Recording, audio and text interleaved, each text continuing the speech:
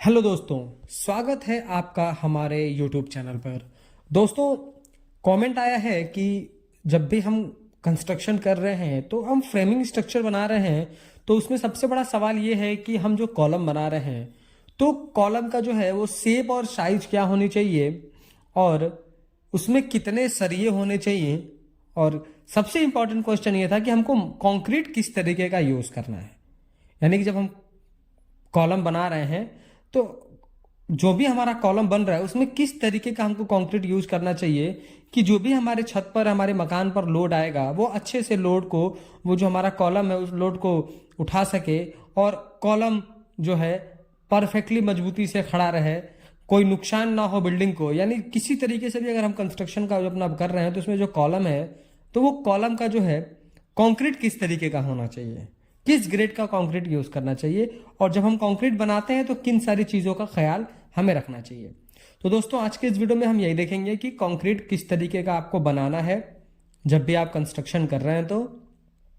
और उसमें किस ग्रेड का कंक्रीट बनाना है, कंक्रीट बनाते समय किन सारी बातों का ख्याल करना चाहिए ताकि आपका कॉलम अच्छे से बने, अच्छे से खड़ा हो, उसमें कोई प्रॉब्लम ना आए, उसकी स्ट्रेंथ कम ना हो और वो अच्छे से अपना काम को कर पाए। तो दोस्तों, वीडियो में आगे बढ़ने से पहले आप सबसे एक छोटी सी रिक्वेस्ट है कि प्लीज वीडियो को लाइक कर दें, और अगर चैनल पर नए हैं, कंस्ट्रक्शन से रिलेटेड ऐसे ही इंफॉर्मेटिव वीडियोस इन फ्यूचर देखना चाहते हैं तो प्लीज चैनल को सब्सक्राइब करके बेल नोटिफिकेशन को ऑल पर प्रेस कर दें। दोस्तों, टॉपिक पर वापस आते हैं। तो जैसा कि कमेंट आया है कि आपको किस तरीके का कॉलम बनाना चाहिए, तो दोस्तों कॉलम का जो शेप और साइज है वो डिसाइड होता है कि आपका कंस्ट्रक्शन किस तरीके का है। कंस्ट्रक्शन जनरली दो तरीके के होते हैं, एक होता है रेसिडेंशियल, एक होता है कॉमर्शियल। जैसा कि आप नाम से ही समझ पा रहे होंगे कि कॉमर्शियल का मतलब ये कि आप उसको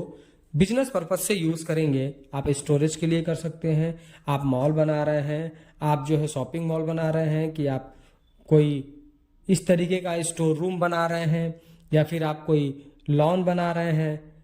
आप जो है किसी तरीके का आपको मटेरियल स्टोर करके रखना है उसके लिए आप बना रहे हैं, आप कॉमर्शियल पर्पज से यूज कर रहे हैं। तो अगर आपका कॉमर्शियल पर्पज है तो उसके लिए कॉलम की थिकनेस अलग होती है, कॉलम की लंबाई चौड़ाई मोटाई अलग अलग होती है, और अगर आप रेसिडेंशियल बना रहे हैं तो उसके लिए अलग होती है। तो जब भी आप कंस्ट्रक्शन कराएं तो आपको ये सजेस्ट किया जाएगा कि आप एक इंजीनियर को अपॉइंट करें और अपने घर को किस तरीके से बनवाना चाहते हैं उसके हिसाब से आपके घर में आने वाले लोड को कैलकुलेट करके इंजीनियर आर्किटेक्ट जो है आपके कॉलम के शेप और साइज को डिसाइड कर देता है, और उसमें सरिया भी बताता है कि कितना मोटा सरिया आपको डालना है। लेकिन हम बात करेंगे एक मोटा मोटी आंकड़े का।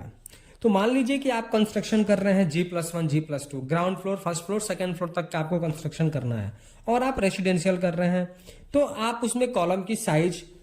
9 इंच बाई 1 फीट रख सकते हैं। अगर आपका प्लॉट छोटा है, आप कंस्ट्रक्शन रेसिडेंशियल कर रहे हैं, तो आप 9 इंच बाई 1 फीट का आप जो है कॉलम बनाएं, और कॉलम में जो है आप सरिया जो है कम से कम 6 पीस डालें। 6 से कम तो सरिया आपको कॉलम में डालना ही नहीं है, और प्रयास रहे कि 12 mm से कम का सरिया आपका ना हो, 16 mm का सरिया डाल सकते हैं। मैंने आपको मिनिमम बताया है कि आपको मिनिमम 9 इंच बाई 12 इंच रखना है। आप 12 इंच बाई 12 इंच का भी कॉलम बना सकते हैं, या फिर आप 12-18 का भी कॉलम बना सकते हैं। अगर आपका कॉमर्शियल है तो 12-18 आपका जो भी स्ट्रक्चरल इंजीनियर होगा वो आपको रिकमेंड करेगा। लेकिन अगर आप रेसिडेंशियल बना रहे हैं तो आपको कम से कम 9-12 का कॉलम तो बनाना ही बनाना है। उसमें कम से कम 6 सरिये डालने हैं, मिनिमम सरिया 12 mm से कम का नहीं होना चाहिए। उसमें जो आप रिंग या स्टीरअप यूज कर रहे हैं वो स्टीरअप आपका 8 mm से कम नहीं होना चाहिए, और एक स्टीरअप से दूसरे स्टीरअप के बीच का डिस्टेंस 6 से 7 इंच हो, इससे ज्यादा नहीं होनी चाहिए। अब बात करेंगे अपने मेन टॉपिक के बारे में कि उसमें आपको किस तरीके का कंक्रीट यूज करना है। तो जैसा कि मैंने आपको स्टार्टिंग में बताया कि यह डिपेंड करता है कि आप किस तरीके का स्ट्रक्चर बना रहे हैं, लेकिन एक ऐसा कंक्रीट ग्रेड जो कि मैक्सिमम तरह के कंस्ट्रक्शन के लिए सूटेबल है वो है हमारा M20 ग्रेड। M20 ग्रेड क्या है कि अगर एक बैग आप सीमेंट ले रहे हैं तो 1.5 बैग आपको सैंड लेना है और 3 बैग आपको गिट्टी यानी एग्रीगेट लेना है। इन तीनों को आपको प्रॉपर तरीके से मिक्स करके कंक्रीट बनानी है और इससे कंक्रीटिंग करना है कॉलम में। तो अगर कॉलम में हम बात करें एक फिक्स जो है हमारा ग्रेड, तो आप M20 ग्रेड यूज कर सकते हैं। आप रेसिडेंशियल बना रहे हैं तो M20 ग्रेड सुफिशियंट है, उतना स्ट्रेंथ उसमें होगा कि वो आपके घर पे आने वाले लोड को आराम से जो है उसको कैपेबल तरीके से बेयर कर सकता है, उसमें आपको प्रॉब्लम नहीं आएगी। M20 ग्रेड मैंने आपको बता दिया